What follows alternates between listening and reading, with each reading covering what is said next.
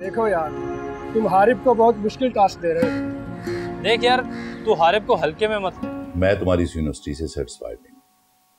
मैं तो चाह रहा था कि तुम भी जुनैद की तरह कनाडा या यूएस से एमबीए की डिग्री लेकर आओ। तुम बहुत मुख्तलिफ लड़की हो ईमान।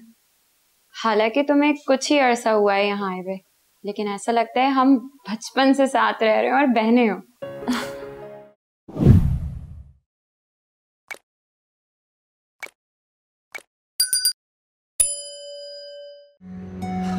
तेरा भाई तो अब फंस चुका है यार। पता नहीं क्या खास बात है उस लड़की में। चलो हसी, तू तो गया। एक मिनट, खेल तो अब मजेदार हुआ है। मतलब ये कि हम तुझे एक चैलेंज देते हैं। अगर तू उस लड़की को पटाने में कामयाब हो गया तो जहां तू बोलेगा, जैसी ट्रीट बोलेगा, हम देंगे। ये क्या बात हुई यार? मैं तो ऐसा कुछ नहीं सोच रहा, मुझे तो बस वैसे ही वो अच्छी लगी। That's it. नहीं बेटा, अब तो तुझे चैलेंज कबूल करना पड़ेगा। हाँ ना, तो और क्या। ये तो खेल अब मजेदार हो गया। देख हारिब, मॉडर्न लड़की पटाना कोई मुश्किल काम नहीं। मजा तो तब आएगा कि तू इस लड़की को पटाकर दिखाएगा। देखो यार, तुम हारिब को बहुत मुश्किल टास्क दे रहे हो। देख यार, तू हारिब को हल्के में मत ले। चलो भाई, ये डन हो गया। हारिब उस लड़की को पटाकर दिखाएगा और उसे मॉडर्न बनाएगा, ऐसे ही जस्ट फॉर फन। बोल, शर्त मंजूर है? मंजूर है। और हाँ, अपनी शर्त याद रखना, तुझे उस लड़की को पटाना है, उसे मॉडर्न बनाना है। ये इश्क वगैरह के चक्कर में मत पड़ जाना। ऐसा कुछ नहीं है यार, वैसे भी I don't believe in love, just an attraction, nothing else. तुझे पता है तेरे भाई को ना ये बीमारी पहले कभी लगी है ना लगेगी। ये हुई ना बात। That's like a good boy. चलो अब कुछ खाने के लिए मंगवा लें। लाजमी बात है।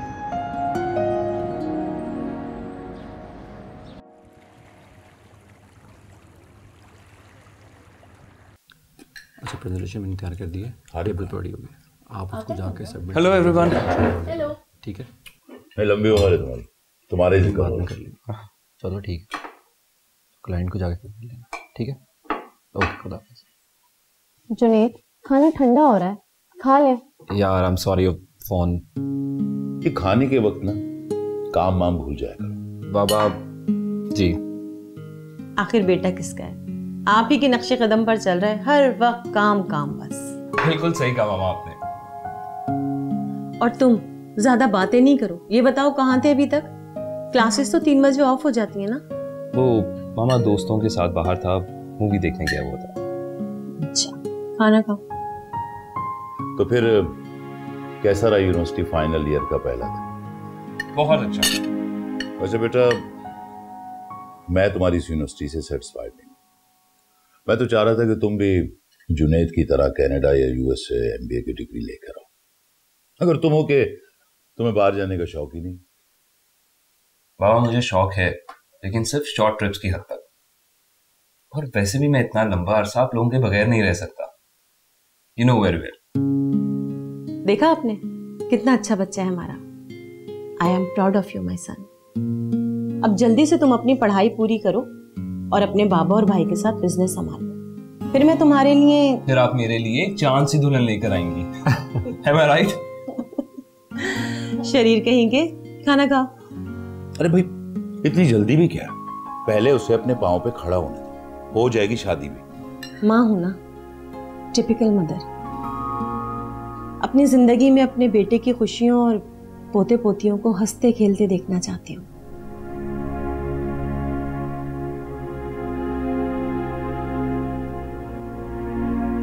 अरे भाई, जब अल्लाह की मर्जी होगी तो पोते पोतियां भी हो जाएंगे।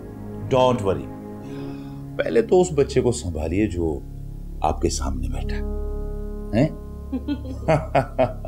तौबा है, वाकई आप किसी बच्चे से कम नहीं हैं। अब देखिए ना, हर वो चीज खा रहे हैं जिससे आपको डॉक्टर ने मना किया था। अरे बेगम, छोटी सी जिंदगी खुल के जीनी चाहिए। खाना खाओ।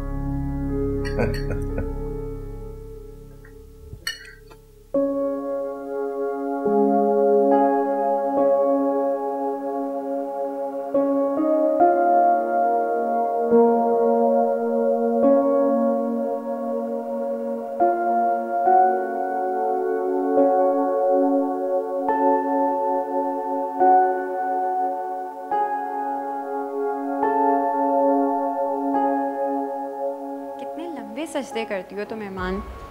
क्या बताऊं, बस आदत सी पड़ गई अब अल्लाह ताला से बातें करने की। बातें करते करते वक्त कब गुजर जाता है कुछ पता ही नहीं चलता। मतलब ये तो अच्छी बात है। तुम बहुत मुख्तलिफ लड़की हो ईमान। हालांकि तुम्हें कुछ ही अरसा हुआ है यहाँ आए हुए, लेकिन ऐसा लगता है हम बचपन से साथ रह रहे हो और बहनें हो। एक अजीब सी अपनायत हो गई है तुम्हारे साथ। Thank you so much. वैसे खुशनसीब तो मैं हूँ कि मुझे तुम जैसी दोस्त मिली है। अच्छा सब छोड़ो, ये बताओ आज तुम्हारी यूनिवर्सिटी का पहला दिन कैसा रहा? बहुत अच्छा। अच्छा चलो ये तो अच्छी बात है। वैसे जिंदगी भी कितनी अजीब होती है ना, कहाँ तुम फैशन डिजाइनर बन रही थी और अब कहाँ तुम साइकोलॉजी पढ़ रही हो। तुम जानती हो खुशबक, मुझे अभी भी फैशन डिजाइनिंग पढ़ने का बहुत शौक है, इसलिए तो मैंने मैडम सीनम की बुटीक में जॉब कर ली। और जहां तक बात रही साइकोलॉजी पढ़ने की, तो उसका शौक मुझे डॉक्टर ज़ारा को देखकर हुआ। उन्होंने कितनी अच्छी तरह मेरी काउंसलिंग की और मुझे जिंदगी की तरफ वापस लाई। बस उन्हीं को देख के मुझे भी शौक हुआ कि मैं भी यही करूं, क्योंकि मेरी नज़र में किसी दुखी इंसान को जिंदगी की तरफ वापस लाना एक बहुत बड़ा काम है। बेशक, मगर सच पूछो खुशबक, तो काम कोई अच्छा या बुरा नहीं होता, बस लोग अच्छे या बुरे होते हैं। इसलिए मैं जिस प्रोफेशन में थी मैं उसे कभी डिसोन नहीं करूंगी, क्योंकि आज मेरे पास जो भी अपनी जमा पूंजी है जिससे मैं आगे बढ़ने के काबिल हूँ, वो उसी फैशन और मॉडलिंग की वजह से है।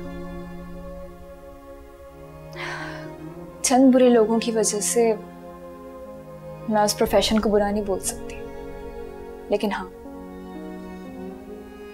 मैं उस दुनिया में कभी वापस भी नहीं जाना चाहूंगी। कोई बात नहीं।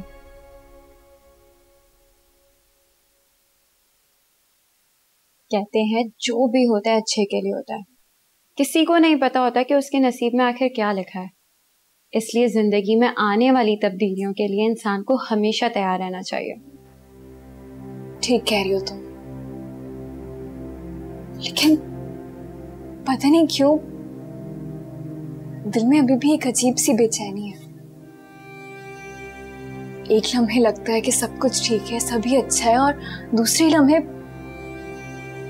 माज़ी की तल्ख यादें जहन को उलझा के रख देती हैं और सारी हिम्मत टूट जाती है। और फिर माँ बाप की, बहन भाइयों की कमी बहुत ज्यादा फील होती है मुझे। मैं समझ सकती हूँ, लेकिन मैं हूं ना तुम्हारी बहन, मैं तो हमेशा तुम्हारे साथ हूँ, बल्कि हम सब तुम्हारे साथ हैं, मैं बड़ी भी। और तुमने खुद को दोबारा समेटा है उस अल्लाह के भरोसे, वो तुम्हारा साथ कभी नहीं छोड़ेगा। चलो अब तुम आराम करो, मैं आती हूँ फिर थोड़ी देर में, सही है?